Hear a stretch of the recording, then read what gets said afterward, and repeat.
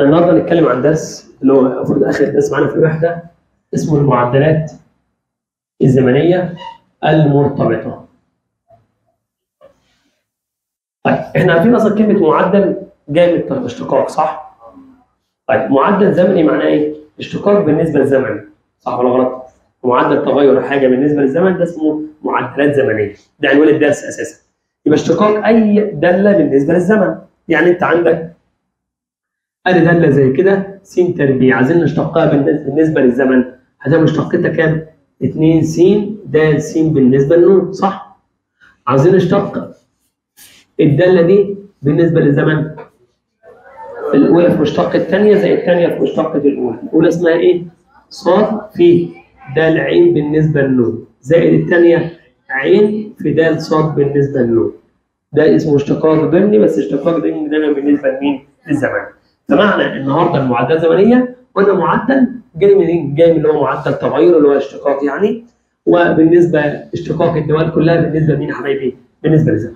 ده مبدئيا يعني. طيب الدرس في بدايه بسيط. بيخش بعد كده بيتدرج من الافكار السهله للافكار الشديده شويه، بيعتمد على شويه معلومات تراكميه اللي هي محيط اشكال، مساحه الاشكال، حجم الاشكال، الحاجات دي كلها هنضطر تكون فاكرها. طب لازم يكون في ملخص للكلام ده، في الكتاب بتاعنا انا عامل لك ملخص اهو، مراجعه على محيط ومساحه الاشكال الهندسيه. بعد كده حجم ومساحه بعض المجسمات، كل القوانين اللي هتحتاجها، معاك صفحتين فيهم كل القوانين. هنحتاج بعض العلاقات الهندسيه زي التوازي، زي الجا، زي الجتا، زي الظا، الحاجات دي كلها برضو متجمعه هنا بالشكل ده. التوازي موجود معانا هنا، تشابه، اي حاجه فيها حاجه نحتاجها من حاجات تراكميه محتاجينها في الدرس هتلاقيها متجمعه في صفحه 248 الى صفحه 250. خلاص كده؟ طيب مش عايزين بقى نستفيض كتير ونقعد نرغي كتير، احنا نخش على مسائل مباشره على طول كده. ازاي؟ هنبدا باول سؤال معانا. يقول لي اذا كان ص بتساوي، هو الموضوع كله اشتقاق على فكره بالنسبه للنون، بس اشتقاق بالنسبه للزمن فقط، مش حاجه غير كده يعني. خلاص؟ طيب بيقول لي ص بتساوي الكلام ده، اوجد د ص بالنسبه للنون اذا كان د س بالنسبه للنون باثنين. امتى؟ لما س بخمسه. اولا دي داله صريحه ولا ضمنيه؟ اذا لو انا اشتقيت هحتاج اما اجي اعوض عن مين؟ عن س بس، مش محتاج اعوض عن ص. اما لو داله ضمنيه لازم يكون معاك ايه؟ س وص. واضح كده؟ طيب فانا في البدايه نقول بما ان الصاد بتساوي س تربيع ناقص 5 س زائد 7، بالاشتقاق بالنسبه للنون يبقى 2 س د س بالنسبه للنون ناقص 5 د س بالنسبه للنون. واضح؟ وبعدين يا مستر انا عاوز د ص بالنسبه للنون امتى؟ لما د س بالنسبه للنون ب 2، يبقى اكتب هنا 2 في السين اللي هي كام؟ 5 في 2 ناقص 5 في 2، صح؟ كل ده هيطلع ب 20، 20 ناقص 10 يدينا 10، الوحده بتاعتنا سنتيمتر كل ثانيه، كما د س بالنسبه للنون بتساوي سنتيمتر كل ثانيه. ماشي؟ طب ايه اصلا د س بالنسبه للنون؟ وايه د ص بالنسبه للنون؟ انت دلوقتي عندك مستوى احداثيات وفي نقطه بتتحرك بيحصل لها تغير، صح؟ تغير في الاحداث السيني وتغير في الاحداث ايه؟ فمثلا التغير في الاحداث السيني بنسميها سرعه السينات، والتغير في الاحداث الصادي بنسميها ايه؟ سرعه الصادات. اذا د س بالنسبه للنون دي بالنسبه لي يبقى د س بالنسبه للنون سرعه السينات سنتيمتر كل ثانيه، وبعدين احنا خدنا وحده السرعات سنتيمتر كل ثانيه او كيلومتر كل ساعه او متر كل دقيقه والحاجات دي كلها. طيب دي سرعه السينات، هو بقى من الاخر كده عاوز مين؟ سرعه الصادات. وضحت الفكره؟ دي كانت اول مساله. مساله ثانيه، نقطه تتحرك على المنحنى شبه اللي قلتها هناك، نقطه تتحرك على المنحنى ده اللي نوعها ايه؟ ضمنيه. ماشي، اذا كانت سرعتها في اتجاه محور السين بكام؟ تمام. خد بالك بقى ان السرعه دي ممكن تزيد او تقل، صح؟ ممكن المعدل ده يزيد او يقل، فممكن المعدل يكون كميه موجبه او كميه سالبه. بتعرفها منين؟ قال لك بعرفها لما يقول لك كلمه تزداد، يبقى عارفين ان د س بالنسبه للنون هتبقى ايه؟ كميه موجبه، او المعدل بالموجب. كلمه يقل المعدل بالسالب. كلمه ينصهر المعدل بالسالب. كلمه ينكمش المعدل بالسالب. ايه؟ الحاجات دي كلها متعلقه بالحجم اصلا. طيب نرجع بعد كده يا حبايبي، بيقول لك ايه؟ ان انت تتحرك على المنحنى ده داله ضمنيه، اذا كانت سرعتها في اتجاه محور س بكام؟ 3. طلع معطياتك د س بالنسبه لنون 3 سم كل ثانيه. اوجد سرعتها في اتجاه محور الصاد، يبقى هو عاوز ده صاد بالنسبه لنون بتساوي كام؟ لازم يكون معانا ايه؟ س وصاد لانها داله ضمنيه صح؟ لكن لو صريحه س تكفي او صاد تكفي، بس اذا س تكفي. فانت عندك النقطه بتاعتك س 1 وصاد بكام؟ ب2. حلو قوي. انا عندي الداله بتاعتها س تربيع زائد صاد تربيع ناقص 5 س زائد 3 صاد ناقص 6 بصفر.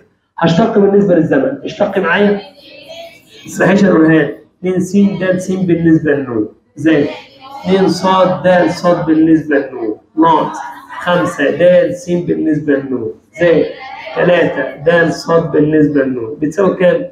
صفر. وبعدين هتعوض عن السرعه بتاعت س كام؟ والسين والصاد يبقى 2 في 1 في 3 زائد 2 في 2 في د صاد بالنسبه لنون مش موجود ناقص 5 في 3 زائد 3 في د صاد بالنسبه لنون. فاهمين حاجه؟ ماشي. انا عاوز دول لوحدهم. ها ماشي. دول كام؟ يبقى 6 زائد مين؟ 4 د صاد بالنسبه لنون ناقص 15 زائد 3 د صاد بالنسبه لنون بتساوي كام؟ دول مجموعهم 7 د صاد بالنسبه لنون و6 ناقص 15 نودي هناك بعصر شبه كام؟ 9. يبقى د صاد بالنسبه لنون هتساوي كام؟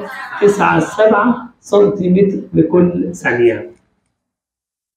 في اي استفسار؟ حلوه الدنيا؟ واحده كمان خد بالك ان هو بيلعب معاك على ايه؟ بيديك سرعه سينات وسين وصاد يطلب سرعه صادات، بيديك 4 بيدي منهم 3 يطلب 1 صح؟ هلعب معاك دلوقتي هديك سرعه سينات وسرعه صادات، في علاقه بينهم ولا كانت سين وايه؟ يعني عاوز موضع النقطه. سؤال تحرك نقطه اسمها ايه؟ على المنحنى ده اوجد موضع النقطه. ما معنى موضع النقطه؟ يعني السين والصاد في اللحظه التي يصبح فيها سرعه الاحداث الصادي ضعف سرعه الاحداث السين.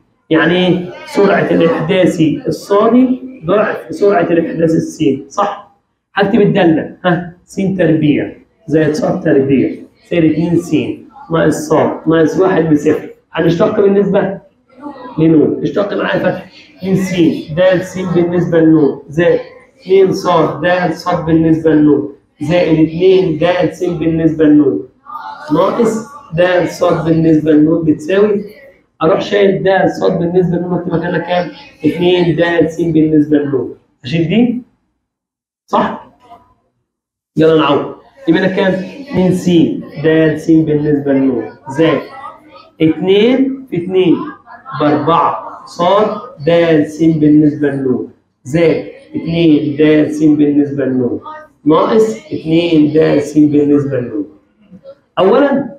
اولا معدل يعني ده رقم، يعني هو معدل تغير صح؟ معدل تغير بصفر لانه يقول لك ايه؟ قال لك سرعه احداثها السيني او الصادي ضعف سرعه احداثها ايه؟ السيني. فاكيد في حركه صح؟ اكيد في حركه، وطالما في حركه مش بصفر مفيش ثبات، فبالتالي انا اقول بالقسم على د س بالنسبه لنون. ما انا ما ينفعش اقسم لو بصفر صح ولا لا؟ لكن هنا يجوز القسم عليها. طيرتها صح ولا لا؟ يبقى معاك ايه؟ زائد 4 صاد زائد 2 ناقص 2. طير دول مع بعض صح؟ ابعت لي 2 س هناك يبقى 4 صاد بتساوي سالب 2 س. اقسم على 4 صاد بتساوي سالب نص س. هروح معوض في المنحنى عن كل صاد كام؟ بسالب نص س. وممكن حاجه ثانيه اسهل، ممكن اقسم على السالب 2 اسهل هتبقى اروق شويه في التعويض. فمنها ان س بتساوي كام؟ سالب 2 صاد. فعوض عن كل س بكام؟ اسهل في الحل. يلا نعوض عن كل س بسالب 2 صاد. سالب 2 صاد تربيع يبقى كام؟ 4 صاد تربيع زائد صاد تربيع 2 في سالب 2 سالب 4 صاد ناقص صاد ناقص 1. طبعا دول 5 صاد تربيع ناقص 5 صاد ناقص 1 بصفر. هجيب صاد بكام وصاد بكام بالآلة. لما اجيب قيمه الصاد تطلع معانا ص بتساوي انا حاسس ان في حاجه عملناها غلط. على فكره هي دي اصلا، يعني هي دي اصلا ب 10 خلاص في اصل المساله. فاذا احنا شغالين عادي خالص، مفيش حاجه تتغير معانا في المساله الا اللي في الاخر بس، صح؟ طيب لما اعمل دي بالاله تطلع ص بتساوي 5 وص بتساوي، انا اسف، ص بتساوي 2 وص بتساوي كام؟ سالب 1. يبقى قيمه ص ب 2 وكام؟ وسالب 1. هرجع اعوض عن السين هنا، انا الصاد هنا اسف، تبقى س بتساوي سالب 2 في 2 بسالب 4، يبقى النقطه كام؟ سالب 4 وقد ايه؟ و2. طيب نبدا نعوض هنا، س بتساوي سالب 2 بسالب 1 ب2، بقت النقطه 2 وسالب 1. يبقى اذا مواضع النقطه كام وكام؟ سالب 4 و2 و2 وسالب 1. معناها ايه؟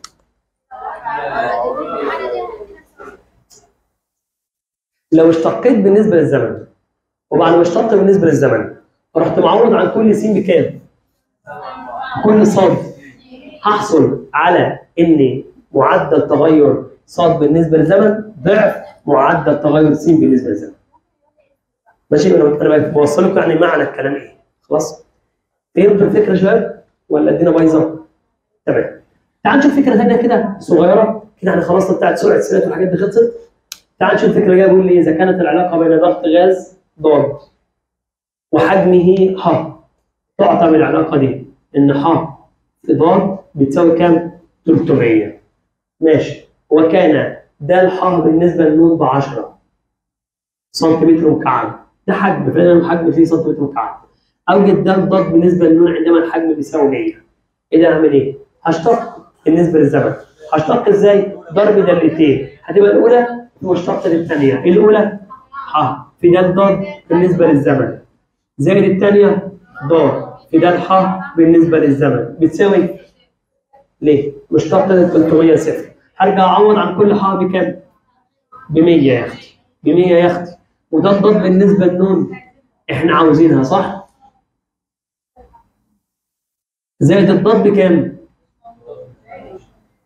لا موجوده. ازاي؟ مش انت عندك الح ب 100؟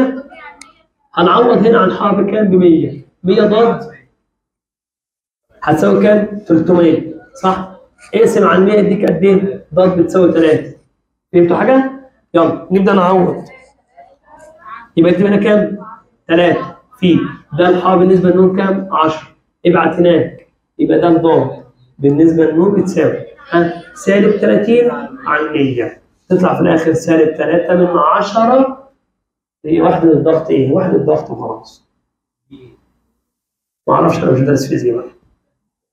خلاص؟ ونريح دماغنا يعني. طيب في اي مشكله؟ طيب ركز معايا. السؤال اللي بعده، مسكنا حجر كده وانت قاعد كده على الترعه وسرحان في الحته بتاعتك ورميتها في الترعه، اللي هي الحجره رميتها في الترعه. بيحصل ايه في الترعه؟ بيحصل موجات، الموجه بتبدا صغيره ثم تزداد ثم تزداد ثم تزداد. ايه اللي بيزداد؟ نص القطر بيزداد، وبالتالي لما يحصل تغير في نص القطر بيحصل تغير في المحيط، وبالتالي بيحصل تغير فين؟ في المساحه. طب لو انت عندك مثلا يعني قطعه من الثلج، قطعه من الثلج كانت حجمها كبير كده، ابتدت تنصهر، حصل ايه؟ حصل ان طول الحرف قل، فبالتالي الحجم قل، فبالتالي المساحه الكليه قلت، المساحه الجانبيه قلت، كل حاجه بتقل نتيجه تغير مين؟ تغير طول الحرف. تغير هنا في المساله بتاعتنا لما حذفت الحجر في الميه حصل ايه يا مستر؟ قلنا ان الموجه كانت صغيره ثم ازدادت ثم زادت لحد ما تتلاشى، لحد ما تختفي خالص. ماشي. طيب لما يحصل حاجه اسمها ثبوت مش هيحصل تغير في الحجم، انا اسف، في مساحه سطح الايه؟ الموجه. ألقي حجر في البحيرة راكدة، يعني ثابتة ما فيهاش حركة أصلا، وأنا حذفت الطوبة فيها. ماشي، فأحدثت موجات دائرية، فإذا كان معدل تزايد نصف قطر الموجة بيساوي 3.5. معدل طبعا أنا هفرض نص قطر الموجة نق، صح؟ ممكن أفرضها س، يعني براحتك يا عم، أي حاجة. المهم ده النق بالنسبة للنون بتساوي قصدي موجب. ليه؟ عشان كلمة تزايد لو قال لك تناقص يبقى سالب، صح؟ يبقى نقول هنا كام يا جماعه؟ 3.5 سنتيمتر كل ثانيه. اوجد معدل التغير فين؟ في مساحه الموجه. يبقى هو عاوز ده مين؟ بالنسبه للنون هتساوي كام؟ عندما يكون نص القطر قد ايه؟ لما نقب 5. طب خلاص، انا اول حاجه هعملها هجيب المساحه بتساوي ايه؟ باي ناقص تربيع، مساحه سطح الموجه، مساحه الدايره، ما هي دايره يا شباب، دايره صح؟ هو ما قالش هات حجم ليه؟ لان دي يا جماعه مستوى، انت حذفت بتاع الطوبه فين؟ في ميه، صح كده؟ ثنائي الابعاد، حاجه ثنائيه الابعاد مش مجسمه، فبالتالي بيحصل حاجه اسمها تغير فين؟ في مساحه سطح الموجه. اما لو انت رحت ماسك كره صغيره ونفختها هيحصل تغير فين؟ في الحجم، لان ده مجسم، فالمجسم بيبقى له حجوم، اما اي حاجه مستويه بيكون ايه؟ بيكون لها مساحات ومحيطات، اما المجسمات لها مساحات كليه، مساحات جانبيه وحجوم عند بعض الاشكال يعني. طيب نبدا نشتق يا شباب، يبقى ده مين بالنسبه لنون؟ الباي ثابت، يبقى 2 باي يا نورهان، 2 باي نق، ده النق بالنسبه لنون. طيب انا عاوز ايه يا معلم؟ عاوز ده مين بالنسبه لنون، صح؟ طيب هكتب 2 باي في نق، في النق الخمسه اهو، قال لك عاوز معدل تغير مساحه سطح الموجه عندما نق بكام؟ يبقى نقعد بخمسه، ده 5 في 3 ونص، 2 في 5 10 في 3 ونص 35 باي سنتيمتر كل ثانيه ولا سنتيمتر تربيع؟ مساحه تربيع. مستر ممكن اعوض على الباي براحتك، 35 في كام؟ في 22 على السنه. يبقى 105 سم 110 سنتيمتر مربع لكل ثانيه. فهمتوا حاجه؟ كده حصل زياده في الموجه ولا نقصان؟ ليه؟ عشان بالموجه. لكن لو حصل نقصان في نص القطر هيحصل نقصان في المساحه. فهمتوا اول 3 4 مسائل؟ احنا قلنا جزئيه واحنا بنطبق مع بعض ظهرت معانا في مساله، لما جينا رسمنا كده مثلث صغير كده وجينا هنا قلنا هنا مين؟ مثلا الضلع نفسه، وده مين؟ المعدل، وده الزمن. لو عاوز الضلع تضرب ايه؟ المعدل في الزمن يديك طول ضلع اي شيء. يبقى دي الفكره بتاعتنا، ان لو انا عاوز اجيب اللام هتساوي ده اللام في ده النون في زمن اهو. عايز اجيب الضلع بيساوي معدل الزمن، معدل الضلع معدل تغير الضلع بالنسبه للزمن في الزمن نفسه، يروح مديك طول الضلع نفسه. طيب الافكار اللي جايه يا جماعه محتاجه تركيز، ودايما مسائل المعدلات الزمنيه بتعتمد على ان انا عارف مين هو متغير ومين هو ثابت. لازم تعرف الحته دي كويس، مين اللي هيتغير مين هو ثابت. بمعنى انا دلوقتي جبت مثلا برميل على شكل اسطوانه وانا بملى البرميل، ايه اللي بيحصل في الميه؟ بيزيد لفوق صح؟ ولا البرميل بيتنفخ؟ اذا مين متغير معاك؟ الارتفاع بتاع الماء، الماء ما بتتغيرش، الميه هي ميه ما بتتغيرش، الارتفاع بتاع الماء صح؟ هل نص قطر الاسطوانه بيتغير؟ يبقى مين ثابت في الحاله دي؟ نص قطر. مين متغير؟ يبقى تبقى فاهم حاجه، مين ثابت ومين متغير، ده اساس بالنسبه لك. طيب جبنا سلم وضعنا السلم ده على حيطه، لما وضعنا السلم على الحيطه والسلم ده يتحرك، ده هيقع مثلا كده، ايه اللي بيتغير؟ بعد طرف السفلي صح؟ بعد طرف السفلي بتاع مين؟ السلم عن الحائط. وايه تاني؟ وارتفاع السلم عن الارض. يعني هو ازاي؟ يعني مثلا ادي السلم اهو، ادي الحائط اهو، ده السلم مثلا، السلم كان هنا صح؟ ايه اللي بيتغير؟ اللي هيتغير معايا لو هو يتحرك، لو هو ينزل كده مثلا، يعني ده كده هيتغير هيزيد. طب ده يحصل له ايه؟ هيقل صح؟ فايه المتغير ومين ثابت؟ المتغير بالنسبه لي دول متغيرين، اما الثابت طول السلم. لما اجي افاضل اشتق بالنسبه للزمن، بالنسبه لي طول السلم ثابت مش هيتغير، طول السلم 3 متر يبقى 3 متر، سواء وقع او وقف او اي حاجه، هم 3 متر ثابتين بالنسبه لي صح؟ فلما في اي مساله هتقراها تعرف مين ثابت مين متغير، عشان ما تيجي تشتق ما تتلخبطش. هشتق مين بالنسبه للزمن؟ واضح الكلام؟ دي النقطه الاساسيه اللي في الدرس كله، من ثابت ومتغير. كل اللي احنا خدناه كانت مسائل بدائيه، هنبدا نخش على المسائل بقى اللي فيها الشغل، هنعرف مين ثابت ومين متغير، هنشتق مين، هنعمل مين، هتلاقي الموضوع بالنسبه لك اتضح وبقى كويس جدا ان شاء الله. بص يا برنس ركز بقى كويس، هنقرا المساله. بتاع المساله وقتها بياخد كتير في الكتابه، فنركز مع بعض. المفروض ان انا اروح قارئ ملزمه واحل، بس ده مش هيخليك مركز معايا اكتر. صفيحه على شكل مستطيل طوله بيساوي مربع عرضه، يبقى انا رسمت مستطيل كده بفرض ان ده الطول بفرض ده العرض. بقول لك الطول مربع العرض، يعني لو العرض س يبقى ده قد ايه؟ س تربيع. واضحه دي؟ في مشكله؟ تمام. اذا كان العرض ينكمش انت تفرض العرض ص والطول اسمه ايه؟ ماشي، يبقى العرض عندنا اسمه ص والطول س. في مشكله يا عم؟ هو جه في الاخر قال لك ان العرض ده ان الطول مربع العرض، الطول س يبقى العرض اسمه ايه؟ س تربيع. خليك بس فاكر دي كويس. بقول لك معدل العرض يبقى ينكمش بمعدل كام؟ 3/10. يبقى ده ص بالنسبه لنون 3/10 بس بالسالب. اوجد في اللحظه التي يصبح فيها العرض 10 لما العرض ب10 عاوز معدل انكماش المساحه. صلي كده على النبي يا عم، صلي على النبي. بص هو في طريقتين للحل. دي طريقه انا عملتها لي طريقه انا هقول المساحه تساوي الطول في العرض، صح ولا غلط؟ يبقى المساحه هتساوي كام؟ س اللي هي زي ما هي، الصاد اللي هي كام؟ يبقى الاجابه بتاعتك مين بتساوي كام؟ س تربيع. تعال نشتق بالنسبه للزمن اللي هي س تربيع ده س بالنسبه لنون. طيب احنا لو جينا انت عندك معدل تغير العرض قد ايه؟ العرض اصلا بقد ايه ب10 صح كده؟ العرض اللي هو بالنسبه لنا ص بتساوي كام يا شباب؟ اللي هو اصلا هيساوي س تربيع.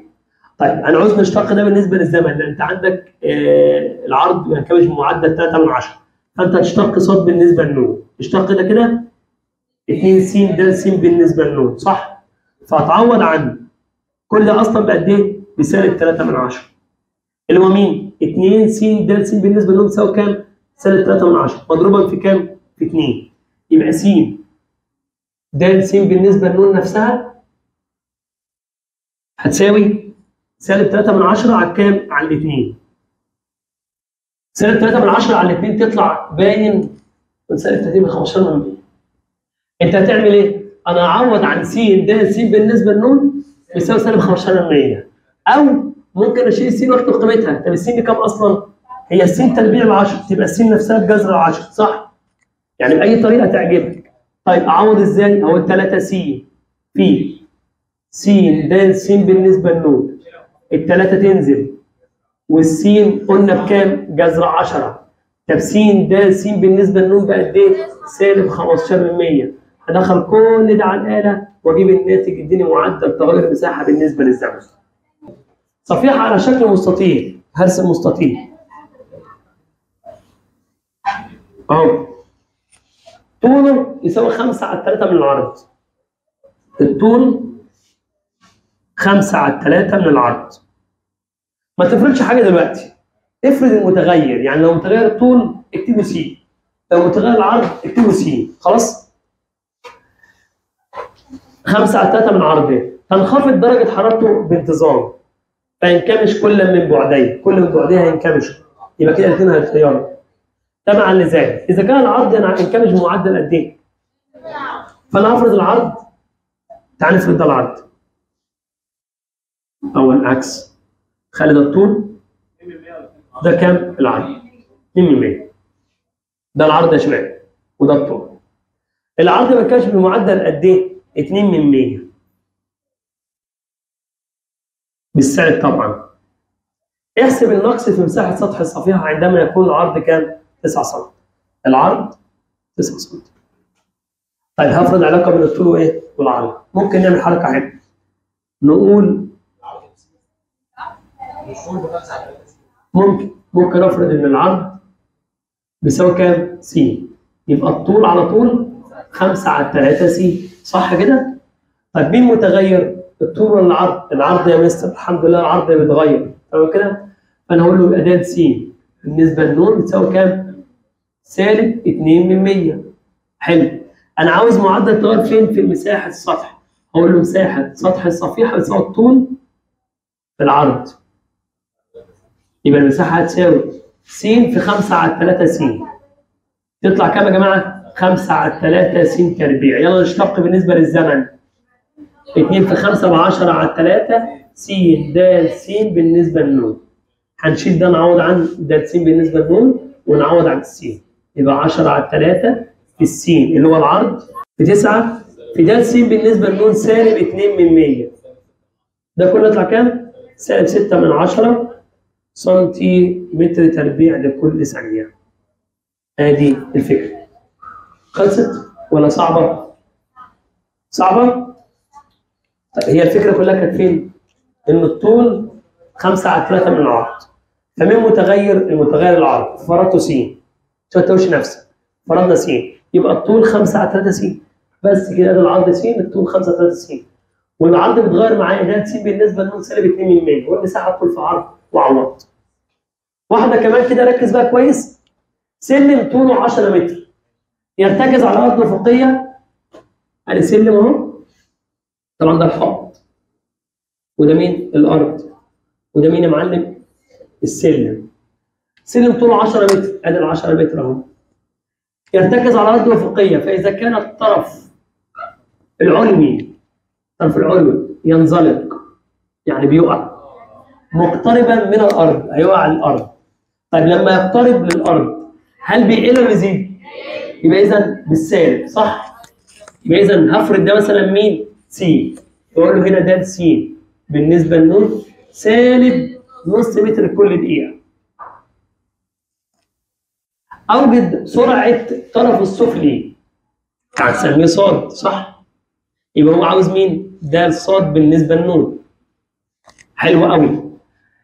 عندما يكون بعده عن الحائط 6 متر، لما يكون ص ب 6 متر. صلى على النبي. اول حاجه مين ثابت مين متغير؟ مين اللي ثابت؟ اللي هو اللام، هنسميه لام. مين متغير؟ السين والصاد. طب فين العلاقه اللي هجيبها؟ احنا هنا جبنا علاقه بتاعت مساحه. هنا جبنا علاقه مساحه، صح؟ مش عارف الدايره جبنا مساحه، مش عارف ايه. هنا اجيبها منين؟ مثلث قائم. طب هو قائم ليه؟ عشان الحيطه والارض عاملين زي القائمه، مش عايزين غباء، ماشي؟ طب يا استاذ هحلها ازاي؟ فيثاغورس س تربيع زائد ص تربيع بتساوي لام تربيع. اعمل ايه؟ لا مش تيجي كده. ما انا هقول اهو كده. س تربيع زائد ص تربيع بتساوي لام تربيع. عرفنا دي جت منين؟ بص بقى نعمل ايه بقى؟ نشتق مره ونعوض مره. نشتق مره بالنسبه للزمن ونعوض مره عن السين مش معانا، عن الصاد بكام؟ ولام. يلا نعوض هنا. يبقى نقول له كام بقى؟ س تربيع زائد 36 بتساوي، يبقى س تربيع ب 64، يبقى س بقد ايه؟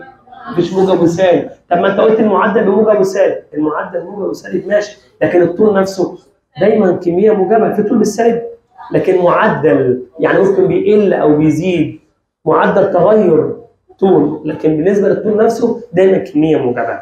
اذا دي س بقد ايه؟ ب 8. طب اعمل ايه؟ اشتق. يبقى لما تجيب علاقه اشتقها مره واعوض مره. اشتق من س د س بالنسبه لنون زائد بتساوي صفر يا فجله، لان اللام ثابت. ما يبقى لي 3 4 ساعات بقول مين ثابت ومتغير ليه؟ صح؟ هقسم على الكام؟ على الاثنين. هنعوض عن س ونعوض عن د س بالنسبه لنون، ولا عاوزين د ص بالنسبه لنون؟ ماشي. السين 8 د س بالنسبه لنون احنا عاوزين سالب نص، معلش، زائد ص 6 في د ص بالنسبه لنون احنا عاوزينها بتساوي صفر. دول كام؟ يروحوا هناك، يبقى 6 د ص بالنسبه لنون بتساوي، يبقى د ص بالنسبه لنون هتساوي 2 على 3 متر لكل دقيقه. بص يا برنس بقى، ركز في اللي جاي، ركز في اللي جاي. بسم الله الرحمن الرحيم. فهمنا الفكره؟ الفكره كانت متعلقه بايه؟ من ثابت ومتغير زي ما اتفقنا. السؤال اللي جاي، رجل ومنطاد واقفان على ارض افقيه، المسافه بينهم 80. يا عم احنا هنعمل ارض افقيه، وادي الراجل وادي المنطاد، المسافه بينهم بكام يا اختي؟ 80 متر. ادي الف وادي ب. فاذا كان المنطاد يرتفع، المنطاد بيطلع لفوق. طبعا المنطاد بيجي بيطلع في خط مستقيم وليس بزاويه مايله، يعني بيطلع راسيا، ماشي؟ فالمنطاد طلع فوق وقف هنا. ركزي يا وليه هنا. يرتفع العلى بمعدل كام؟ تيجي نفرض دي س، يبقى ده س بالنسبه لنون كام؟ 10 متر لكل ايه؟ بالموجب ولا بالسالب؟ انا ارتفع بيزيد يا زكي. اول معدل التغير المسافه بينهما. معدل تغير المسافه بين الرجل والمنطاد. طب ما هي يا استاذ المسافه، خد بالك استنى، ده هو قصده الف وجيم، يبقى هو عاوز ف. وده مين؟ وده مين؟ مين ثابت ومتغير؟ المسافه بينهم في الاول ثابته صح؟ لكن متغير. بص كده، لما كان هنا، لما المنطاد هنا اهي المسافه اتغيرت. لما المنطاد هنا هيروح واصل كده. لما المنطاد هنا كل شويه المسافه عماله تتغير والارتفاع بيتغير، اما ده ثابت، هو واقف في مكانه الشخص والمنطاد بيطلع لفوق، صح كده؟ طيب اذا هشتغل ازاي؟ هجيب علاقه، ها؟ ف تربيع بتساوي س تربيع زائد ص تربيع. هنعمل ايه؟ اشتق مره عوض مره، لسه قايلينها دلوقتي. نعوض الاول ولا نشتق الاول؟ طب تعال نشوف معطياتنا بس الاول معلش. اوجد معدل تغير المسافه بين الرجل والمنطاد عندما يصبح، مش انا كنت اقراها يلج، عندما يصبح المنطاد على ارتفاع 60 متر. يعني 60 بكام؟ 60. عوض اخويا 60 تربيع زائد 80 تربيع تطلع بكام؟ ب 10000. جيب الجذر، جذر ال 10000 يطلع 100 متر. اعمل ايه بعد كده؟ اشتغل مره بقى، ما تقلبش امي معاك. 2 ف، ده الف بالنسبه له. استنى، هو مين ثابت من متغير؟ صاد هي اللي ثابته مشتقتها صفر، زي اللام يا اختي اللي قلتها من شويه. يبقى 2 ف ده الف بالنسبه لنون بتساوي 2 س د س بالنسبه لنون زائد صفر. صح؟ لكن محمد صبري 2 الف بكام يا زميلي؟ ب 100. ده الف بالنسبه لنون. احنا عاوزينها يا عم الحاج 2 في السين 60 في كام؟ في 10. طيب دول 200 على 600 بدل فين؟ على ده النون تساوي في الاخر 6 متر لكل ثانيه. ده معدل تغير المسافه بين الرجل والمنطاد. فهمتوا حاجه؟ طيب السؤال اللي جاي متعلق بالمكعب اللي انتوا سالتوني فيه من شويه. ركز معايا، انا انسى اسمك. احمد ايه؟ احمد حسن. بيقول لك مكعب يزداد حجمه زائد بمعدل 1.2 سنتيمتر مكعب لكل ثانيه.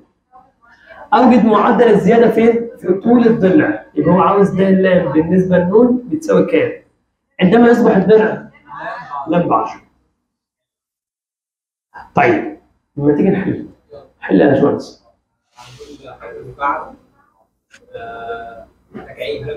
لم تكعيب اللي هو طول الحرف في نفسه. ده الحرف بالنسبه للنون 3 لام تربيع. حلوه. لا موجوده ب 1.2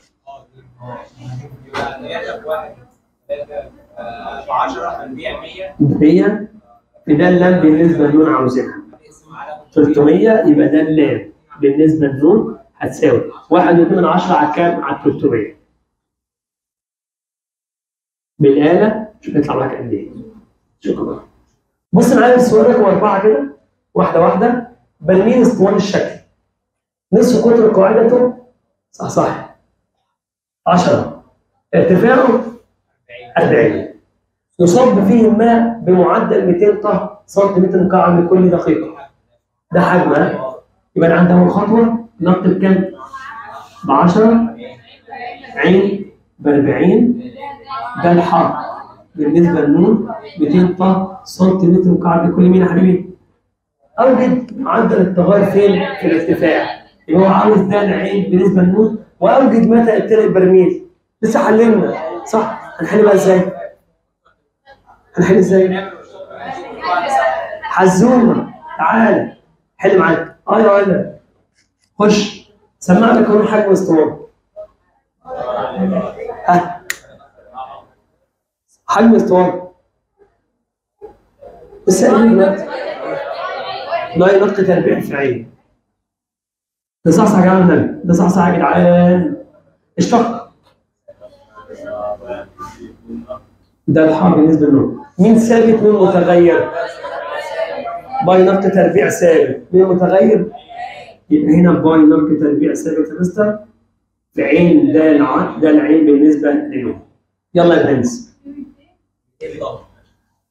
لسه حل 200 باي وهنا باي ونعوض على النقطة بكام؟ 10 تربيع 100.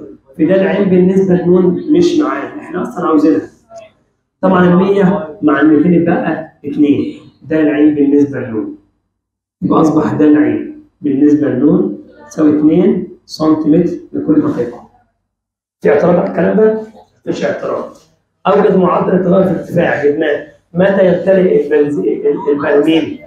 هقول له نون بتساوي عين على ده العين بالنسبة لنون. عين اللي هي كام؟ على انتوا معانا 20 ثانية. يمتلئ ده بعد كام ثانية؟ 20 ثانية. في غلط؟ دقيقة معلش. يمتلئ هنا على قد ايه؟ 20 دقيقة. الثالث ادي مش شرط تقسم متوازي والصلات يعني.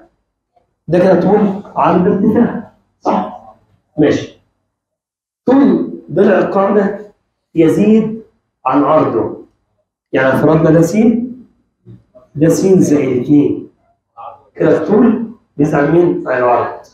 ده كده الطول اهو وده العرض. طب لو عايز تقول ده الطول يبقى اسمه س ناقص 2 سواء زائد او ناقص مش تفرق كتير. طيب هو كده كانت تشوف دلوقتي متغير. ارتفاعها 3 امثال العرض. انت فرضت العرض ايه؟ 3 س. شغال؟ تمام. بيقول لك تتمدد بالتسخين بحيث تظل محتفظة بهذه النسبة بين الأبعاد. يعني الأبعاد زي ما هي والشكل هو الشكل، مش تغير الشكل، هو أصبح هو الشكل. وفي لحظة ما كان الحجم يزداد بمعدل 6/10. يعني الحجم ده الحق بالنسبة للنون 6/10 سنتيمتر مكعب لكل دقيقة. والعرض يزداد بمعدل كام؟ فين هو العرض؟ ده س بالنسبة للنون بتساوي كام؟ 1/100. عارفين ابن الصيع ده لو كان قال والارتفاع يزداد بمعدل 1/100 كنت هشتق ده يبقى ده 3 ده س بالنسبة للنون تساوي 1/100. كنت ممكن أعدل زي ما بنقول كنت فرضت ده طول س وده طول 90 مثلا. بس المشكلة كلها إن العرض هو الأساس، لأن العرض فرضت عليه الطول والعرض فرضت على الارتفاع صح؟ فأنا بقول لك يعني فأنت شوف إيه مين بيزداد. العرض بيزداد تشتق العرض، الطول بيزداد تشتق الطول، الارتفاع بيزداد تشتق الإيه؟ الارتفاع. دي حتة مهمة جدا عشان لو لعبت معاك أنت كده بتحل فاهم بتمشي إزاي. فأنا اشتقيت مين؟ اشتقينا العرض. لما اشتق العرض بالنسبة للزمن ده س بالنسبة له. على اشتق الطول أو الارتفاع يبقى أجي اشتق الارتفاع 3 د س بالنسبة له واجيب الناتج اقسمه على 3.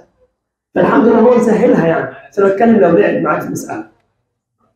انتوا فاهمين حاجه؟ ماشي. يبقى ده س بالنسبه لنون 1/100 سنتيمتر كل دقيقه. اوجد ابعاد القطعه اللي هو عاوز الطول والعرض والحجم. من الاخر كده عاوز السين. طيب مدى الحجم يساوي طول في عرض في ارتفاع. فك القصه س في 3 س بكام؟ تضربها في السين 3 س تربيع. س في 3 س 3 س تربيع في 2 6 س تربيع. دي اللي هي ح. اشتقاء بالنسبه للزمن يا زميلي 9 س تربيع د س بالنسبه له زائد 12 س د س بالنسبه له. هنعوض عن مين؟ ماشي. هنعوض عن ده الحار بالنسبه للنون يبقى 6/10 تساوي 9 س تربيع في 1/100 زائد 12 س في 1/100 صح؟ ماشي. بالقسم على 1/100 اقسم لي كده نقشف 6/10 على 1/100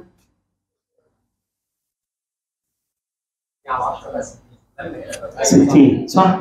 واديها جوه معاص اشاره 9 س تربيع. يلا حل لي المعدل يلا بالآلة س بتساوي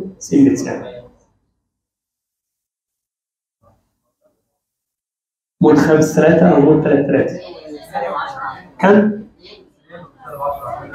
طبعا ده مربوط في الضلع السالب، يبقى س بكام؟ هو كان عاوز ايه يا رجاله؟ انت يا اولاد اللي ورا قاعدين في اختي، يلا قول بقى اذا الابعاد هتساوي اول حاجه الطول او العرض 2 ثم 4 ثم 6 صح؟ دي الابعاد بتاعتي، طول وعرض وارتفاع وعرض وطول وارتفاع. فهمتوا اللعبه؟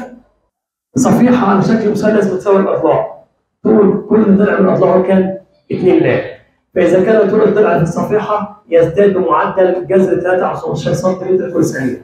اثبت ان مساحه سطح الصفيحه تزداد بمعدل خمس لام، على فكره سؤال مباشر. طيب بالراحه واحده واحده، هفكر ازاي؟ هكتب هنا مثلا 2 لام 2 لام 2 لام صح؟ قال لك الضلع يزداد بمعدل كام يا برنس؟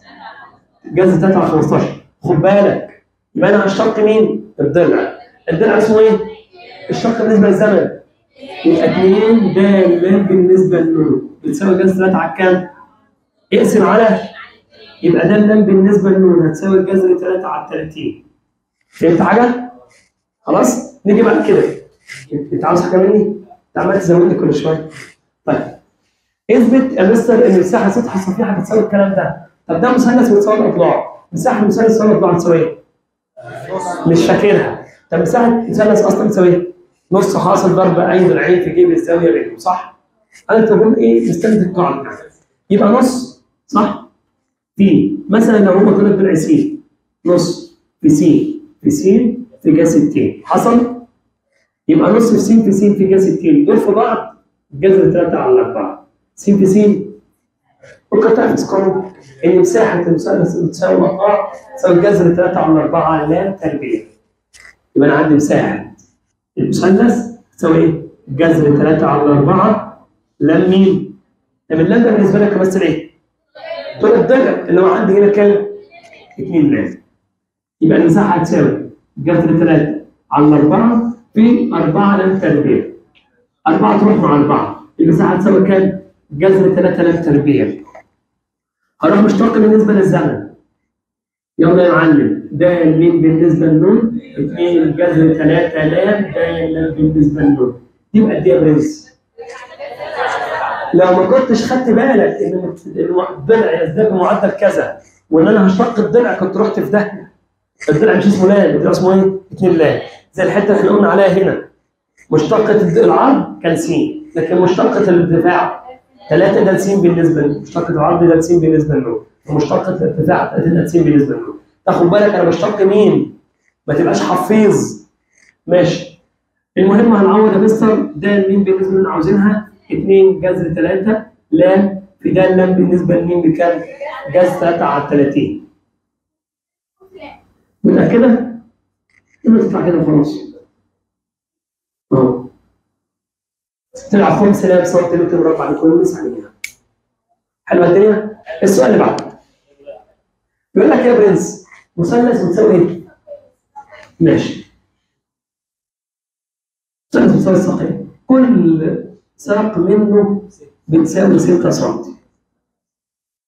قياس الزاوية بينهما س درجة. الزاوية بينهما اسمها س درجة. تتغير بمعدل ط على 90. مين تتغير بمعدل؟ الزاوية. يبقى ده س بالنسبة للنون. طبعا ممكن يقول لك سيتا مش فارقة يعني. ده س بالنسبة للزاوية ط على 90 ده لكل منطقة. وزي ما اتفقنا ده اسمه ايه؟ تقدير دائري. أوجد معدل التغير في المساحة عندنا س بكام؟ طيب هعمل ايه؟ أقول له مساحة المثلث نص حاصل ضرب أي ضلعين. تعال نسمي دي كاف مثلا أو لام وده لام صح؟ يبقى نص لام في لام في جا كام؟ 60 في جا س. حد عنده اعتراض؟ مين ثابت ومين متغير؟ اللام ثابت لأن طول الضلع كام؟ 6 بادئ ب6 وما حصلش تغير فيه. تغيره فين؟ في الزاوية. كأنك معاك مثلث متساوي الساقين عامل كده. رحت انت عامل ايه؟ شديت بس كده الضلعين بس هو الضلعين زي ما هم مع بعض فردت الضلعين. القاعده بتتغير هي والزاويه. هو ما جابناش سيره عن تغير القاعده، جابنا سيره عن تغير مين؟ زاويه. فانا هشتغل على الزاويه. لو كنت شغلت نص القاعده الارتفاع كنت دخلت في سكه مسدوده، صح؟ فانا اشتغلت نص حاصل ضرب اي فرقين فجيب الزاويه بينهم عشان اظهر الزاويه معايا ان بتتغير. واضح؟ وعرفت من كده ان المساحه بتساوي نص حاصل ضرب اي ضلعين. يبقى نص لام تربيع جاسي. مين ثابت مين متغير؟ لام ثابت س متغير. ركز يا زميلي. يبقى نشتق ده المين بالنسبه للنون بتساوي نص لام تربيع ثابت. مشتقة الجا جتا. مشتقة الزاويه ده س بالنسبه للنون اللي احنا هناخدها من هنا نعوض بيها. يلا عوض. نص في لام 36 في جتا مين؟ س. محتاج السين اديها لك 30 اللي هي جذر 30 اسف. في د س بالنسبه للنون طبعا على 90 سيبها زي ما هي. سيبها زي ما هي. ماشي. هخلص بقى اللون البيضه دي. دول كام؟ 4 9 9 10 تطلع جذر 3 على 10 طن سنتيمتر مربع لكل ثانية أو لكل لحظة. بس بيقول لك لو أنت عندك ده عمود إنارة، عمود خلاص، عمود نور يعني، وفي شخص واقف هنا. الشخص ده طوله لام 1 والعمود طوله لام 2. الشخص بيبعد عن العمود مسافة اسمها س وبيتحرك. ممكن يتحرك مقتربا الى العمود او مبتعدا عنه. فلو اتحرك بيعمل حاجه اسمها معدل تغير مسافه بالنسبه للزمن، فتبقى ده س بالنسبه للنور. طيب طبعا لما الشخص يكون واقف كده وده عمود الاناره ويلقي عليه كده بيحصل حاجه، بيلقي عليه اشعه بيظهر معانا هنا ظل. فالظل ده هنسميه صاد. يبقى صاد ده عباره عن ايه؟ طول الظل. طب ممكن طول الظل ده يزيد او يقل حسب ما الشخص بيقترب، صح ولا لا؟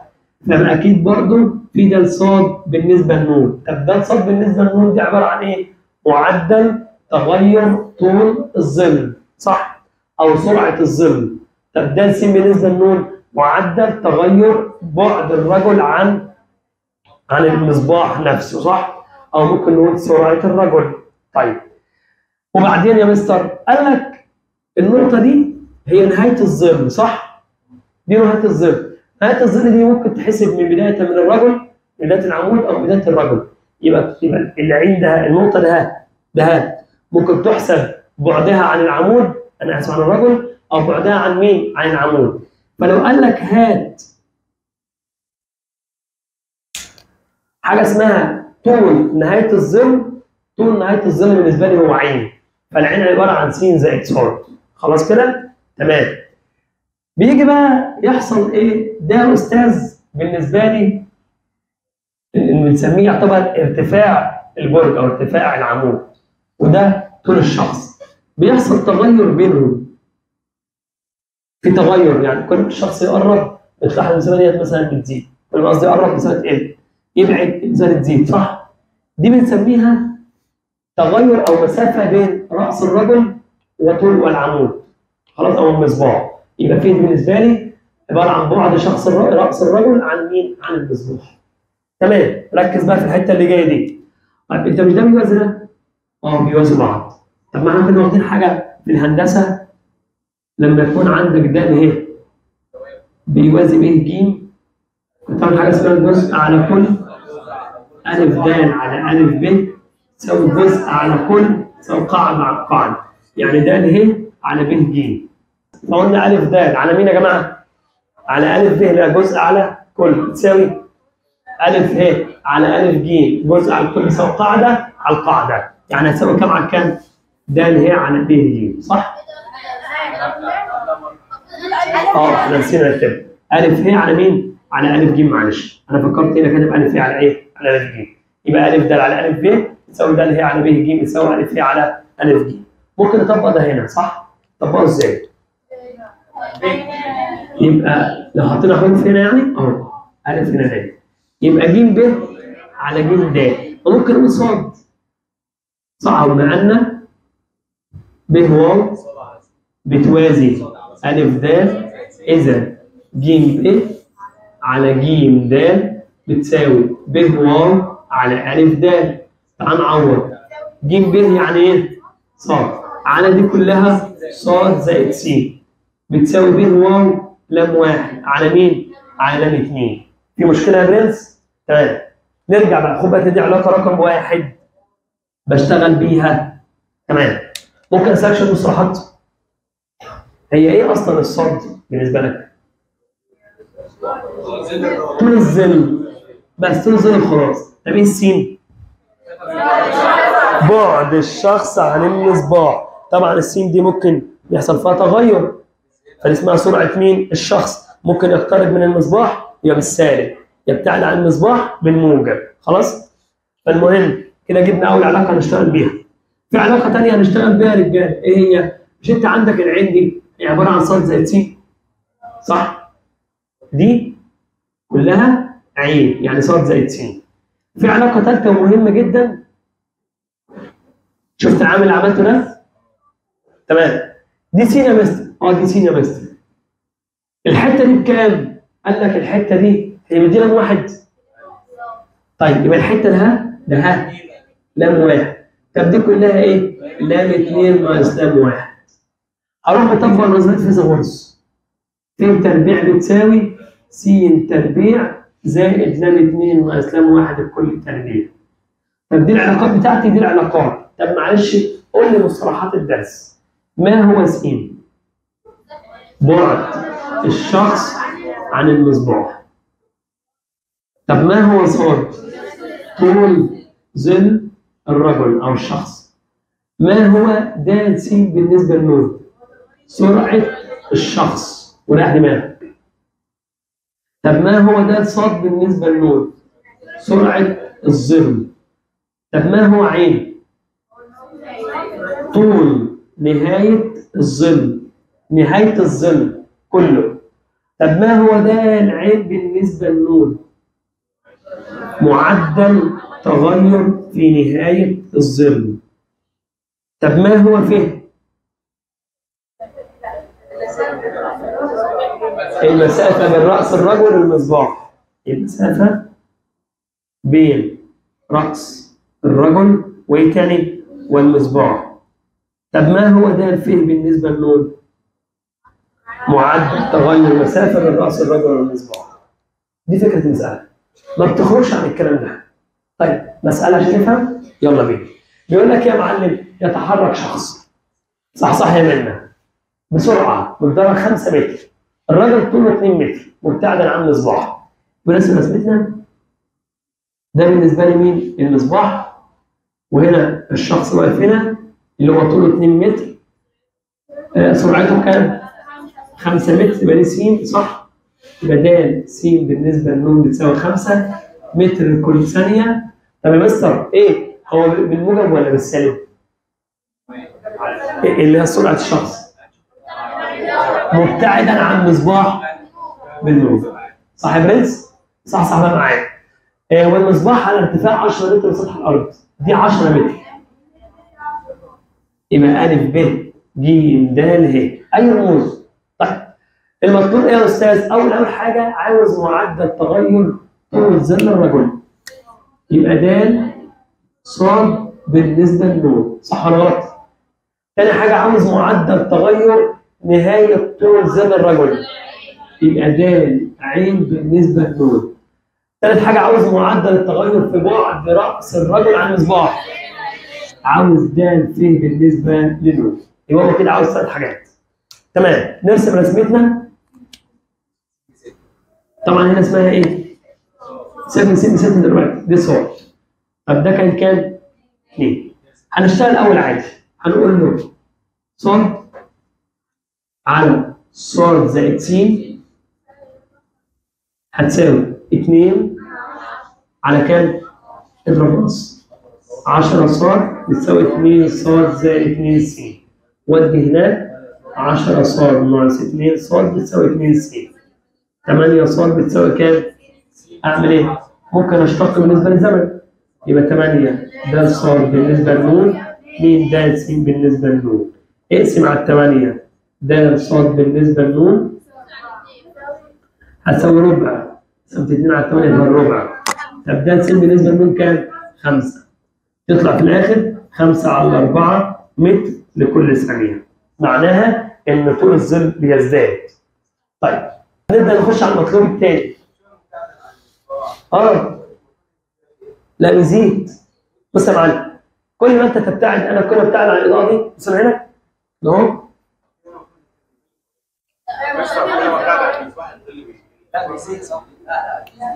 بيزيد. هي بيزيد عشان بس ما نخش الصفر بتاعتها. هي رياضيا جت معايا بيزيد. يكون مثلا المصباح بنفس طول الشخص او قريب منه. اصل هو لو طويل وانا جيت تحته فبتاع هيبقى عامل بالظبط. مش عايز لازم يبقى قريب مني عشان فعلا الظل يزيد او يقل على حسب قربك وبعدك. صح. يعني هو قصده الفرق بين العمود والشخص مش كبير قوي. فهمت؟ اصل الحاجات دي هتلاقي فيزياء شويه بالنسبه لكم. يعني بالنسبه لك مني باخدها رياضيا، الرياضه معادله بشتقها. المصير في النص دي ما بقاش ايه ذات اهميه بالنسبه لك. نشتغل نكمل بقى حسنا. اوجد معدل التغير فين في نهايه الظل؟ لازم انا اجيب علاقه اقول له عين بتساوي ايه بقى؟ ص زائد س. اشتق د العين بالنسبه لنون بتساوي د ص بالنسبه لنون د س بالنسبه لنون. يبقى د العين بالنسبه لنون هتساوي د ص بالنسبه لنون 5 على 4 زائد مين؟ هيطلع الناتج 25 على 4 متر لكل ثانيه. ده المطلوب الثاني. صح؟ المطلوب الثالث هجيبه ازاي؟ ركز بقى. هنراهن عمل. صح؟ عمود. دي س يبقى دي اسمها ايه؟ دي قد ايه؟ 2 مش 20 ده 2. ودي قد ايه؟ يبقى الحته دي 8. صح؟ ودي هتبقى اسمها ايه؟ ف. هطبق نظريه فيثاغورس. هقول له بقى ف تربيع بتساوي س تربيع زائد 64. اعمل ايه؟ نشتق مره ونعوض معاها. فاكرين الكلام ده؟ نشتق مره ونعوض معاها. اشتق 2 ف د ف بالنسبه لنون تساوي 2 س د س بالنسبه لنون. شغال؟ طيب طب هنا يا مستر نعوض مره. انت عندك السين بكام؟ ب 6. قال لك هات معدل التغير عندما يكون الرجل على بعد 6 متر. فهنقول له فيه تربيع هتساوي 36 زائد 64. فيها تربيع تساوي كام؟ جيب الجذر، جذر 100 كام؟ 10 متر. هنعوض بقى برنس يبقى 2 في 10 في د ف بالنسبه لنون تساوي 2 في 6 في 5 بس. صح؟ ماشي. 2 في 6 دي 60 على 20 تديك قد ايه؟ 3 متر لكل ثانيه. ايه رايكم في المساله؟ بسيطه. صح؟ رسمه يعتبر شبه صم، ما فيهاش اي لعب في اي حاجه. ما تغيرش عن كده. واحده كمان. يمشي رجل بسرعه مقدارها 7 متر في شارع افقي باتجاه مصباح يا ندى يا عبد. ماشي. ادي يا مستر. طبعا ادي المصباح طبعا، وادي الشخص اهو، وادي الحركات احنا خلاص عرفناها. صح؟ دي اسمها ايه يا برنس؟ ودي اسمها ايه؟ اللوكشه كلها. ربنا يكرمكم يا رب وتوفيقكم سواء مشروع. وادي لام 1 وادي لام 2 طبعا. يمشي رجل بسرعه مقدارها قد ايه؟ يبقى د س بالنسبه للنون قال لك باتجاه مصباح. لا ماشي في ايه؟ في الاتجاه ده بسالب 7 متر لكل ثانيه. ولا ما قالش؟ اتجاه المصباح معلق على ارتفاع 6 متر. المصباح نفسه يا بنت يا هبه 6 متر يا بنت يا هبه من سطح الشارع. فاذا كان طول الرجل 180 سم يعني ده 1.8 يبقى اكيد الباقي هيساوي 4.2. ازاي؟ بقيت الستة كلها. صح؟ تمام. والحته اللي اسمها ايه؟ واللي اسمها ف. المطلوب عاوز معدل تغير طول الظل، يبقى هو عاوز مين؟ د ص بالنسبه لنون. سهله. يلا جاهز؟ قول لي القانون. ص على ص زائد س بتساوي على 6. اضرب مقص 0 وزريبيه يلا. 6 ص بتساوي 1.8 ص زائد 1.8 ايه؟ شيع دي هناك يبقى 4.2 ص 1.8 س. اشتق 1.8 في د س بالنسبة لنون. شغال؟ عوض. اقسم على 4.8 يبقى ده ص بالنسبة لنون بتساوي 1.8 بسالب كام بقى؟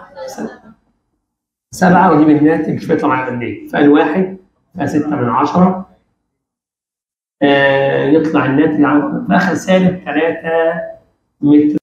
بيقول يسير قطار بادئا حركته في 11 صباحا. تمام. عملت جهات اصليه ليه؟ انا لمحت معناه ان في شرق وفي غرب وفي حاجات كده صح؟ ده بالنسبه لي الشرق وده بالنسبه لي الغرب وده بالنسبه لي الشمال وده بالنسبه لي الجنوب. يسير قطار بادئا حركته في الساعه 11 صباحا في اتجاه الشرق. في قطار ماشي في اتجاه الشرق. الساعه كام يا ابني؟ 11 الصبح. ركز كويس. بسرعه مقدارها قد ايه؟ 45 كيلو متر. لو عرفت الزمن مع السرعه هعرف اجيب مسافه، لان المسافه بتساوي السرعه في الزمن. مشي هو الساعه كام؟ 11.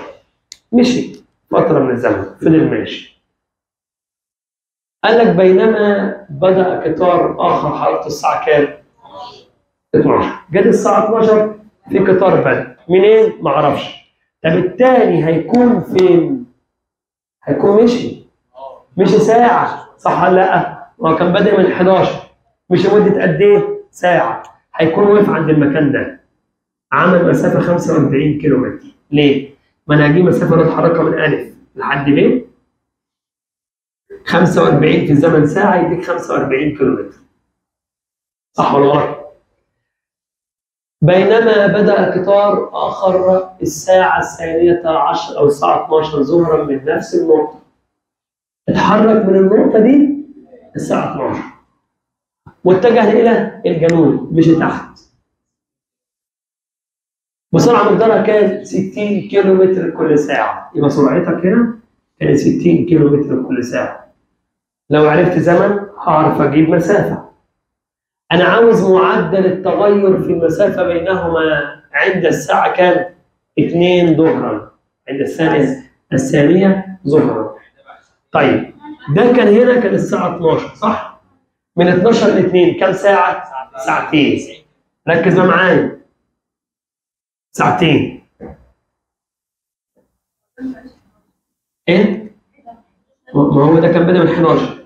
جه هنا عمل مسافه قد ايه؟ 45. طيب ركز بقى كويس. مش لمده قد ايه؟ ساعتين. جه عند الموقع ده صح؟ انا هكتب هنا 45 نور.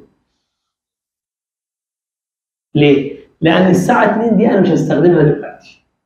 خلاص. يبقى المطلوب مني عاوز معدل التغير بينهم عند الساعه الثانيه صح؟ تمام. الساعه الثانيه دي هستخدمها لما اجيب العلاقه واعوض بعد الاشتقاق. بمعنى ايه يا مستر؟ لازم اجيب علاقه اشتقها، لازم يكون فيها متغيرات. فلازم اخلي دي اسمها 45 نون. ليه؟ هو مشي فتره من الزمن من الساعه 12 فتره من الزمن صح؟ ما اعرفش قد ايه. وده مشي برضه صح كده؟ طيب يا استاذ هنا مشي قد ايه؟ انا هقول له ان هو من الف لحد مثلا ج ونسمي دي د. دي يا مستر هتكون 60 نون. ركز بقى. فانا هطبق نظريه فيثاغورس. ده بالنسبه لي فيه. انا عاوز د ف بالنسبه للنون. اولا ف تربيع هتساوي ده كان 60 نون تربيع. فتبقى 60 نون الكل تربيع زائد 45 زائد 45 نون الكل تربيع. هنعيد من تاني واحده واحده. ف تربيع تساوي كام؟ نون تربيع زائد 45 في 45 برقم تليفون زائد 45 في 45 نون تربيع زائد 45 في 45 في 2 90 في 45 نون. هنشتغل بالنسبه للزمن 2 ف ده ف بالنسبه للنون. تعالى ماشي. بتساوي 2 في كام؟ 3600 7200 نون بالنسبه للنون زائد دي بصفر صح؟ و2 في 45 ب 90 45 نون، مش هكتب خلاص بقى، زائد مشتق 90 في 45 نون بتساوي كام؟ 90 في 45. طب انا محتاج مين؟ ومحتاج ايه؟ الفين، صح؟ فانا اقول له عند الساعه 2 هيكون الزمن الفعلي بتاعنا من كام؟ 2، من 12 ل 2، صح؟ انت عندك الزمن بتاعك هيساوي كام؟ 2. هتعوض في العلاقه الاصليه عندهم ب 2 تحت الجذر، يبقى 60 في 2 الكل تربيع. انتوا معايا يا جماعه؟ لا، زائد 45 زائد 45 في 2 الكل تربيع. ده كله بعد الجذر هيطلع الناتج